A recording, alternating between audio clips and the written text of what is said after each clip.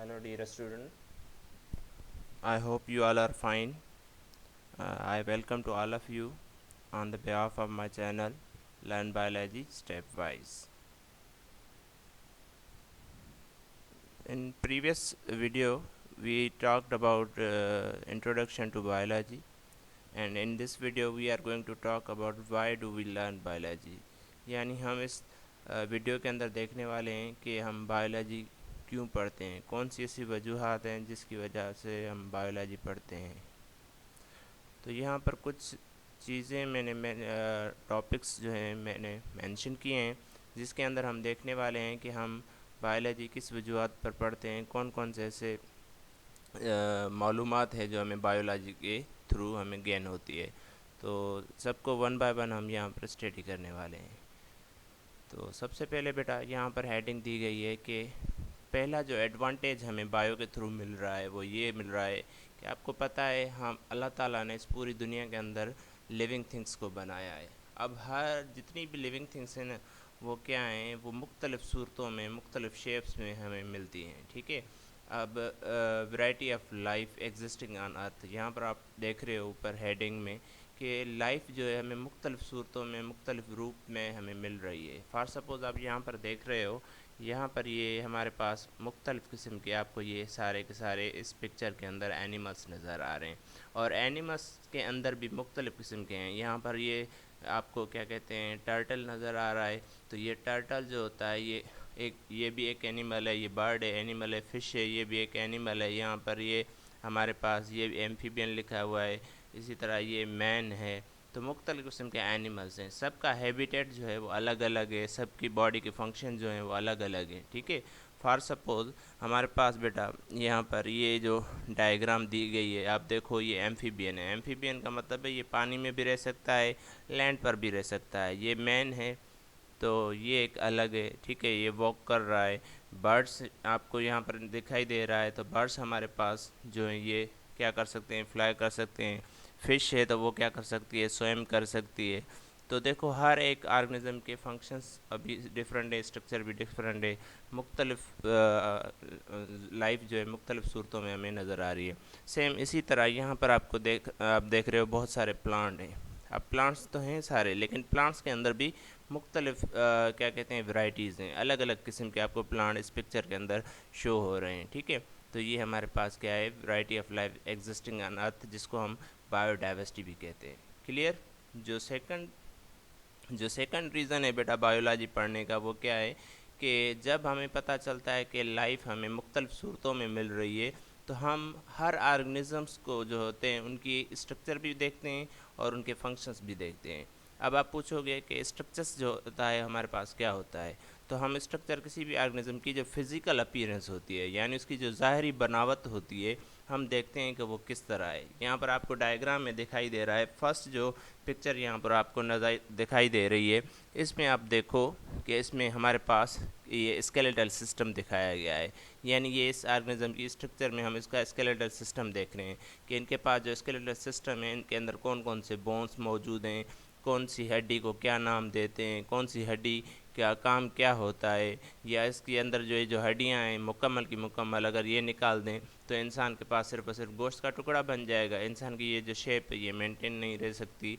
तो हर ऑर्गेनिजम्स के अंदर जो उसकी स्ट्रक्चर है हम देखते हैं कि वो किस तरह है, और सेम टू सेम उसी क्या कहते हैं ऑर्गेनिज्म के अंदर जो उसके आर्गन हैं वो कौन कौन से फंक्शन परफॉर्म कर रहे हैं। ठीक है, वो भी हम इसके थ्रू पढ़ते हैं। फॉर सपोज आपके पास हार्ट है बेटा, तो वो काम क्या करता है, पंपिंग ऑफ ब्लड। अगर आपके पास किडनीज है तो वो क्या करता है, प्यूरिफिकेशन ऑफ ब्लड। ठीक है। इसी तरह अगर आपकी आंखें हैं तो वो देखने में हेल्प करती हैं, आपके कान सुनने में हेल्प करते हैं।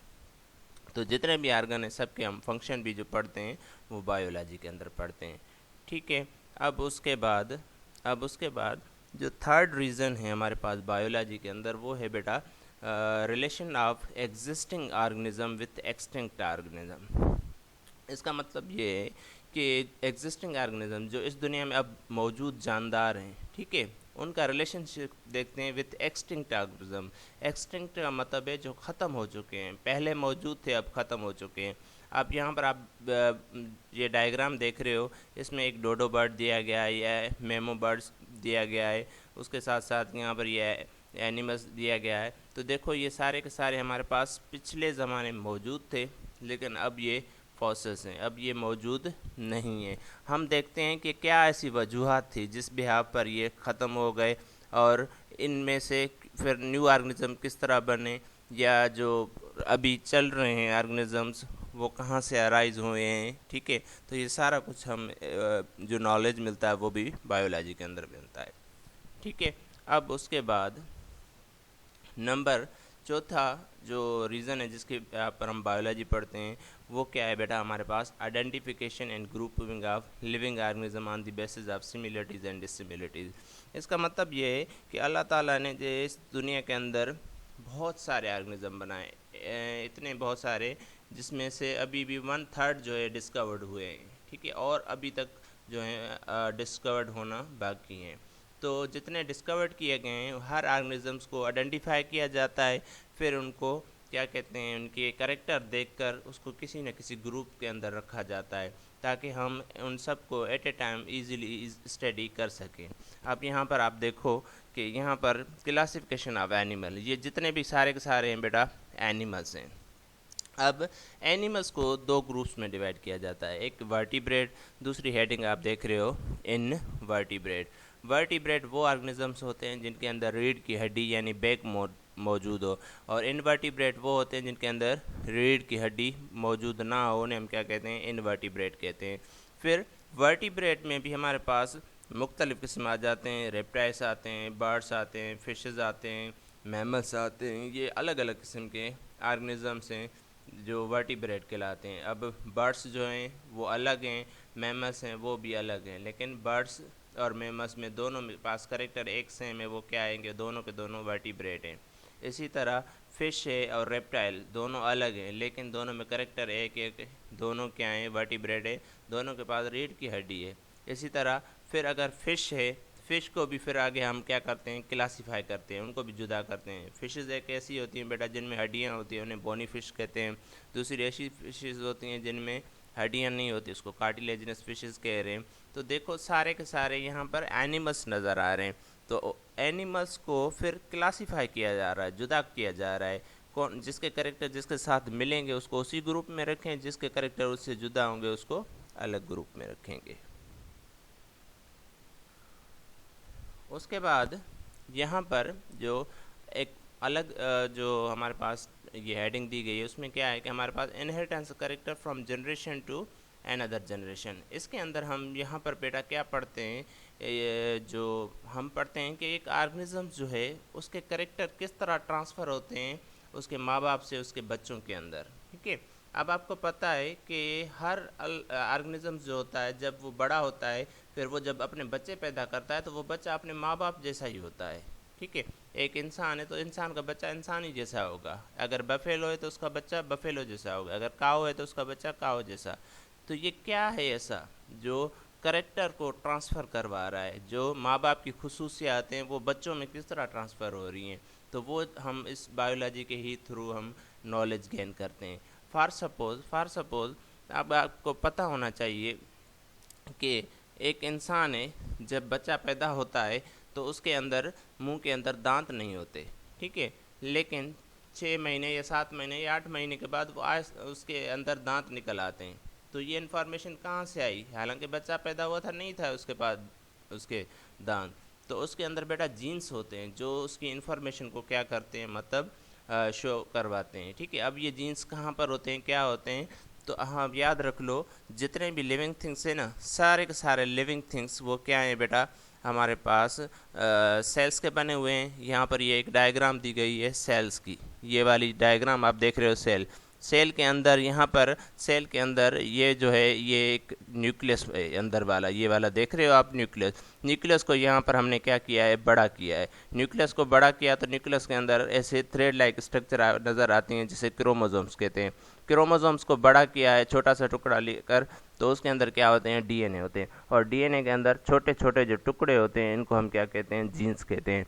और इस जीन्स के अंदर क्या होता है, इंसान के जितने भी करेक्टर होते हैं वो सेव होते हैं। इंसान का तबीयत, इंसान की मिजाज, उसके बोलने का अंदाज़, उसकी हाइट, उसकी स्किन का कलर, उसकी क्या कहते हैं ब्लड ग्रुप, जितने भी करेक्टर होते हैं वो इसी के अंदर क्या होते हैं, महफूज स्टोर होते हैं। अब उसके बाद जो और रीज़न है जिसकी वजह से हम बायो पढ़ते हैं वो ये होता है कि relationship organism to their environment. एक ऑर्गेनिजम्स जो है उसका इन्वायरमेंट के साथ कौन सा रिलेशनशिप है। ठीक है, अब आपको पता है कि इन्वायरमेंट क्या होता है, एवरीथिंग विच सराउंड अस, हर वो चीज़ जो हमारे इर्द गिर्द आसपास मौजूद हो तो वो हमारा इन्वायरमेंट कहलाता है। ठीक है, अब हर ऑर्गेनिज्म का अपने इन्वायरमेंट के साथ कोई ना कोई रिलेशनशिप होता है। ठीक है, फॉर सपोज कि अगर मछली है उसका एनवायरनमेंट क्या होगा बेटा, वाटर। वाटर से निकाल दें, क्या मछली रह पाएगी वहाँ पर? इम्पॉसिबल है। क्यों? क्योंकि वाटर के अंदर वो क्या करती है, सॉल्युबल ऑक्सीजन लेती है, डिज़ोल्व ऑक्सीजन जो वाटर में मौजूद है तो वो लेती है, क्योंकि मछली के अंदर गिल्स हैं। और सेम इसी तरह अगर इंसान है उसका एनवायरनमेंट क्या है बेटा, उसका एनवायरनमेंट लैंड है, ज़मीन है। अगर ज़मीन से वो निकल कर उसको पानी में रखा जाए तो इंसान वहाँ पर मर जाएगा, क्योंकि वो पानी के अंदर जो डिज़ोल्व ऑक्सीजन है वो नहीं ले सकता, क्योंकि वो लैंड पर रहता है और वो फ्री ऑक्सीजन लेता है।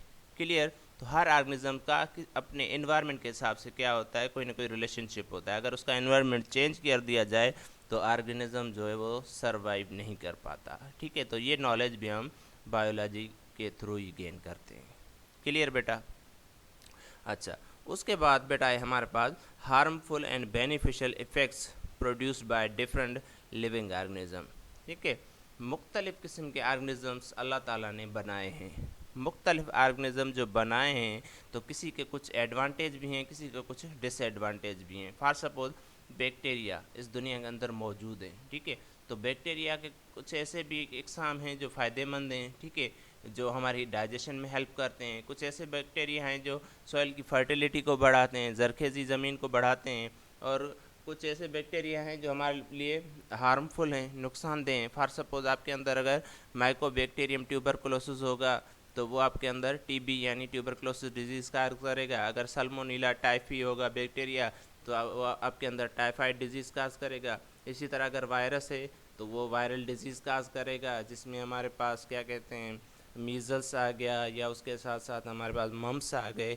ये वायरल डिजीज़ हैं बहुत सारी। या अभी जो लेटेस्ट सबसे ज़्यादा इशू चल रहा है वायरस का, कोरोना वायरस का, जिसने पूरी दुनिया के अंदर एक इनकलाब किया गया है कि पूरी दुनिया को लॉकडाउन की सूरत में बंद कर दिया है। तो ये भी एक हमारे पास क्या है, हार्मफुल इफ़ेक्ट्स है किसका, ऑर्गेनिज़म का। तो इसके अंदर हम देखते हैं कि कौन से ऑर्गेनिज़म का कौन सा बेनिफिट है और कौन से ऑर्गेनिज़म्स का कौन सा नुकसान है हमारे लिए। ठीक है, तो ये नॉलेज भी हमें बायो से मिलती है। ठीक है बेटा, तो यहाँ तक इंशाल्लाह नेक्स्ट वीडियो में हम मुलाकात करेंगे। और यहाँ तक कोई भी क्वेश्चन हो तो वो कमेंट सेक्शन में मुझे ज़रूर बताइएगा। प्लीज़ लाइक कीजिएगा और शेयर कीजिएगा और सब्सक्राइब टू माय चैनल। अल्लाह हाफिज़। Thank you.